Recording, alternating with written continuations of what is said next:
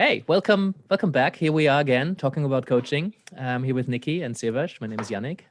And today's question that I saw in our list, and I'm like, that is a question that I hear so often from people. I find myself hesitant or careful to challenge a client. And what do I do with that? So many coaches, particularly in the beginning, and that imagine the nicest person you've ever met who does not want to make anybody feel uncomfortable out of the best intentions. Really difficult to say, oh, but like yesterday you told me something different, or last session you told me the polar opposite of this. Obviously that kind of question is like, it's gonna make somebody in tension. So whenever we challenge somebody on, is that actually true, that belief of yours? Is that conclusion that you drew, is that the right conclusion? It can throw a client and it can make them feel uncomfortable. Hopefully it does to some level, and that's something that many coaches try to avoid. They don't want to make their clients feel uncomfortable, because it's tension. They don't want to be positive. And I think that's why it's such an important question. Why is it so important to be challenging? I mean, I'm naturally quite challenging. I like a good debate, and I have been playing devil's advocate just for the, getting a discussion going. I like when people think, I think it's really good when people get challenged on their views so that they can rethink them. I don't want to change anybody's views necessarily, but I want them to be solid enough to be confident in their opinion to a degree where they have been challenged on it, so that they're solid. And I think from that kind of solidity, from that having been challenged and having had to explain yourself, you think 2 levels deeper, and you're more confident in your opinion if you keep it, or you have a better opinion later on if you decide to change your mind. So I think as a coach, and this is I really like Dehaan's playing field, this kind of 2x2 matrix, which goes suggesting and exploring, and supporting and confronting or challenging. And on that playing field, we can be anywhere as a coach. Some coaches are incredibly supportive, and they have a lot of suggestions. That's the kind of stereotypical kind of American life coach. I know amazing American life coaches who are very challenging and very explorative. But I think it's the kind of stereotype often of the life coach who tells you how things are done, and they're super positive and super supportive. That's arguably a section of life coaching that is quite solution focused, and it is quite there's a cheerleading element and there's a teaching element to it. That is valid. That is okay. That is very often helpful. My modus operandi is in the exploring, challenging kind of section, more on the bottom left. And that's where I feel natural. Doesn't mean that I am not seen with a client, supportive and making some suggestions, putting some things on the table that might work. But, it depends on what the situation demands and what was agreed on.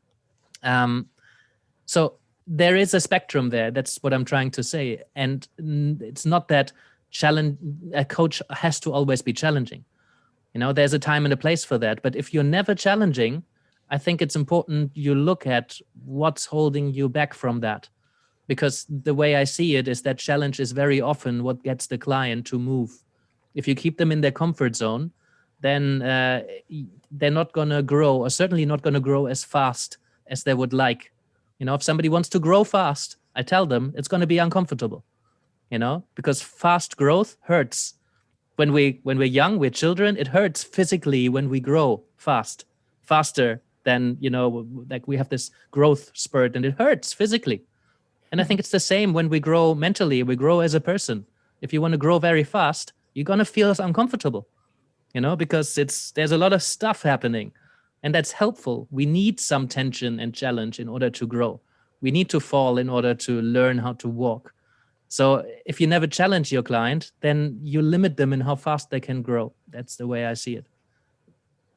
Now pause there.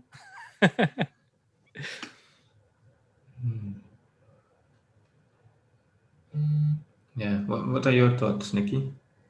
I think you captured that so well, Yannick.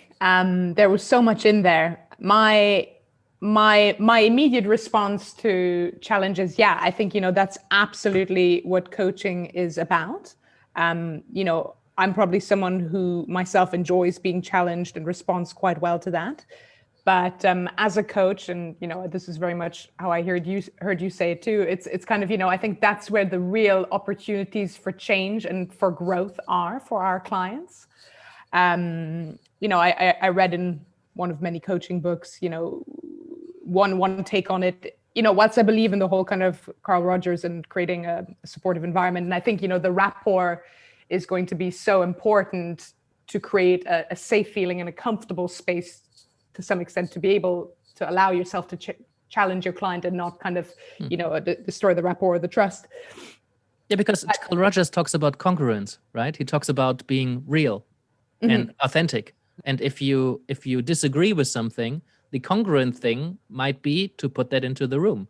If you have a strong feeling of disagreement here, or that something might really be almost detrimental for your client's success, then I think the congruent, authentic thing would be to put that out in the open and share that feeling honestly and openly and directly.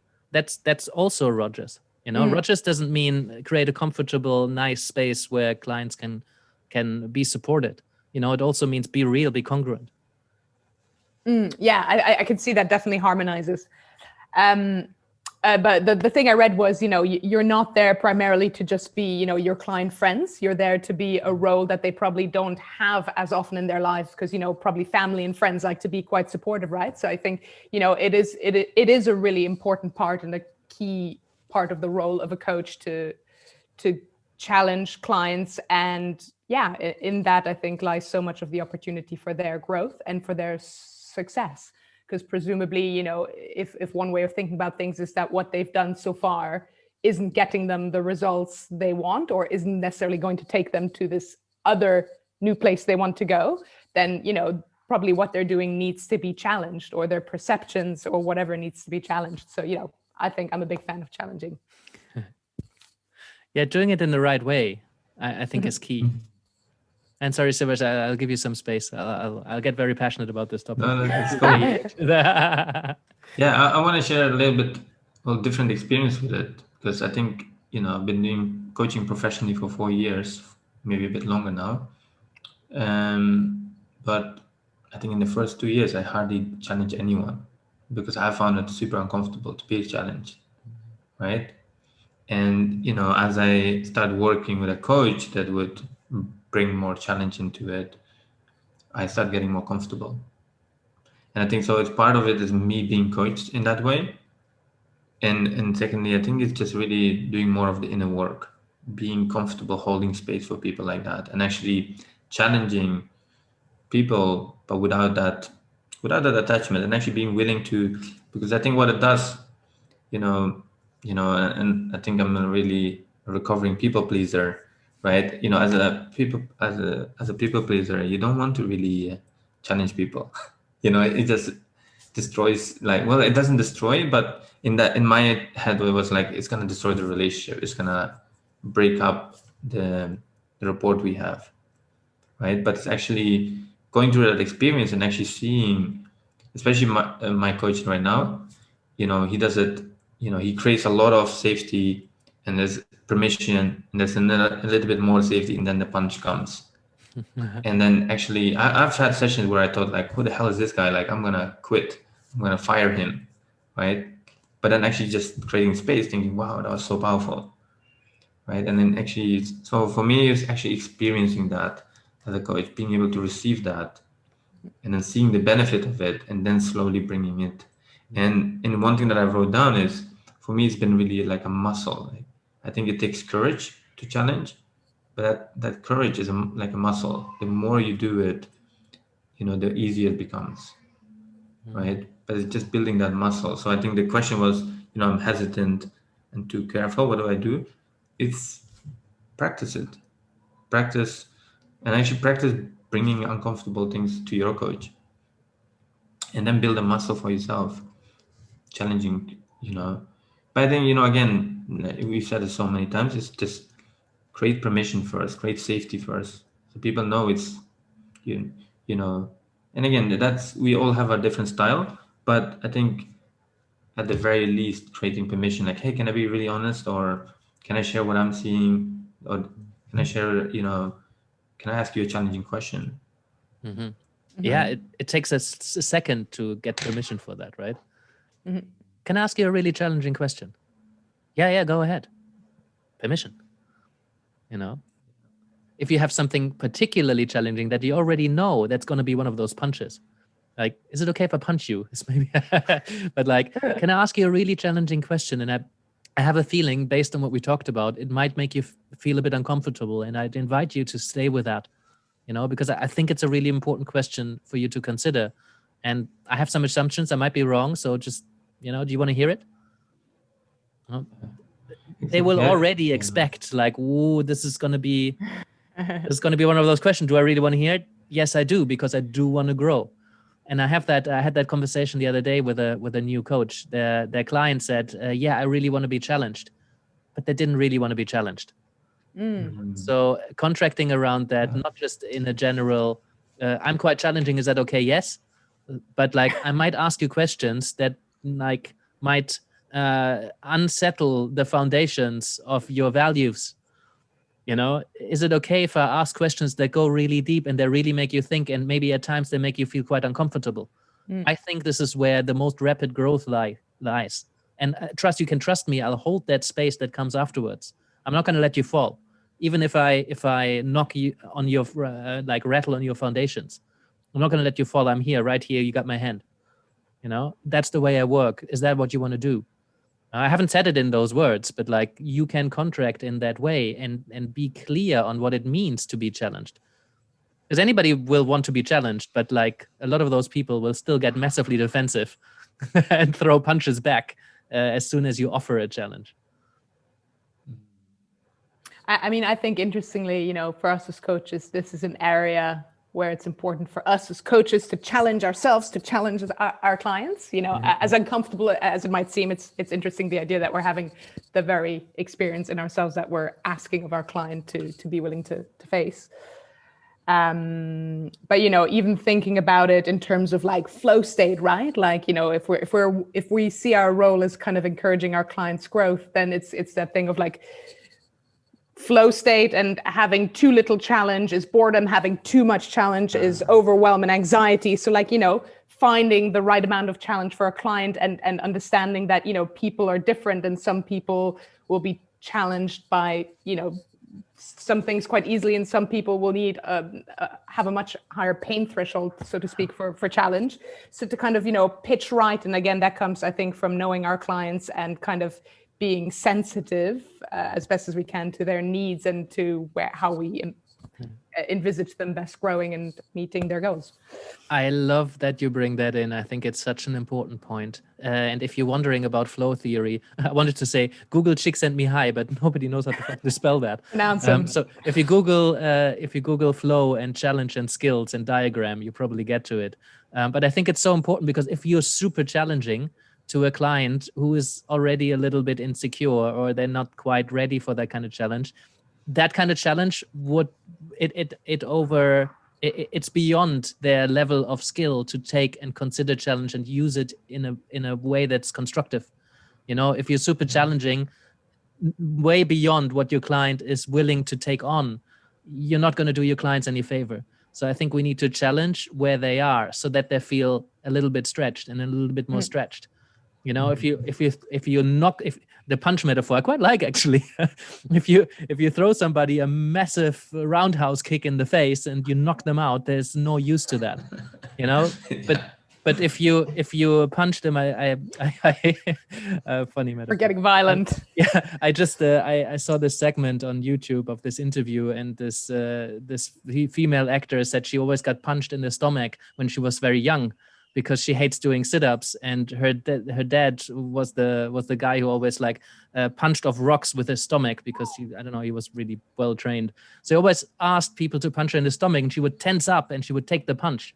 So now she's able to take really hard punches in the stomach, because she tensed up. But it has to be built up. You do it a little bit and a little bit and a little bit more.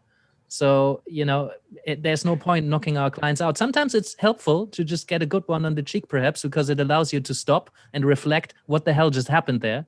And you're forced to take some time to think about what led up to this. How did I not see that coming? But the good thing about a punch from a coach is it's not going to hurt you. Like, it's not going to leave a mark. It's delivered in a safe environment. It's like a sparring thing. You might still feel a little bit rough the next morning because, there was some real activity going on, but you're being held, and you're doing it in the right environment. I really didn't think that this punching metaphor was going to be so rich.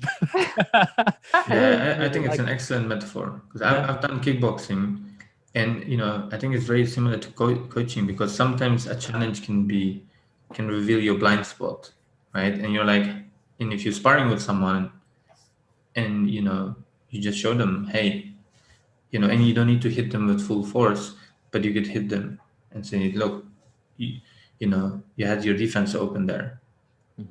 And again, like if someone does that on the street, it would be problematic, right? There would be a whole different situation. But in a coaching session, when we create that, and I'll be very honest, and this for me, like the last 2 years, well, it's been really challenging working with this coach, but it's been like super powerful, right? And I've come from sessions where I thought, what, I just came from, I just have this big problem. I thought, okay, let me bring it to my coaching session. After this, I'm going to feel great. And I felt like after that session, I just got, beaten up and basically came out of it with like, okay, well, it's all my responsibility. And, I feel even worse. But, and I think, I love the distinction that you made there is really paying attention, like what's the skill level of this person? How well are they able to take those punches?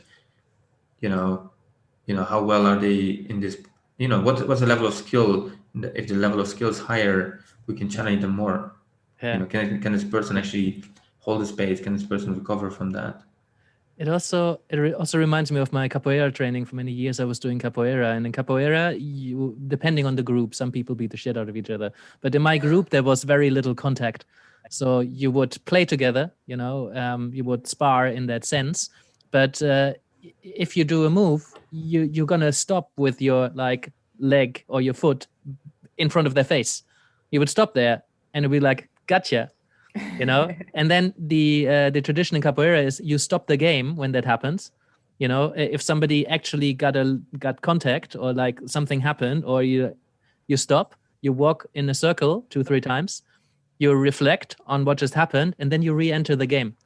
And I just absolutely love that, because the idea of capoeira is to keep playing.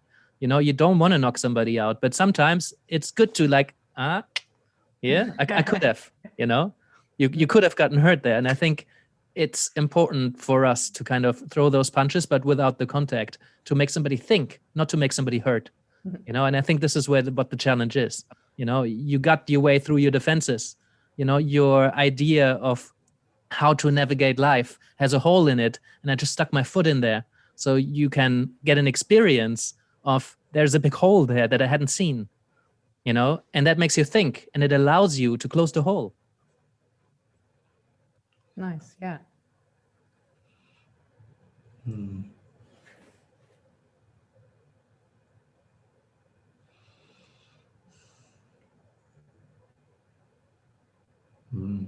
Yeah, I think that's.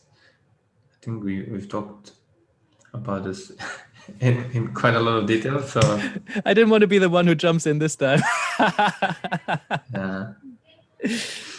Yeah, but maybe, I think there's a lot there.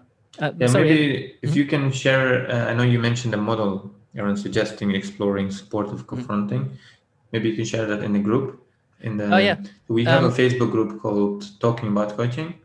So we'll share some of the resources in there. Also, you can Google it, Eric Dehaan, Dehaan. He's the director of Ashridge Center for Coaching. He wrote it in Relational Coaching. I love the book. So that's where you find it. Another one that I was looking for it earlier, but it didn't come to my mind, is Blakey and Day. They wrote a book called, I think, Challenging Coaching. And they have this amazing model where I don't remember all the segments, but they have 4 segments, and one is the cozy corner, where you're very confident, the clients in their comfort zone, and it's a nice space. It's a regenerative space. It feels good to be there. It's an important corner, but if you always keep your client in the cozy corner, they're not going to grow. So the 4th quadrant I think they called it the loving boot. Nice. And that's I just love that model, the loving boot and the cozy corner.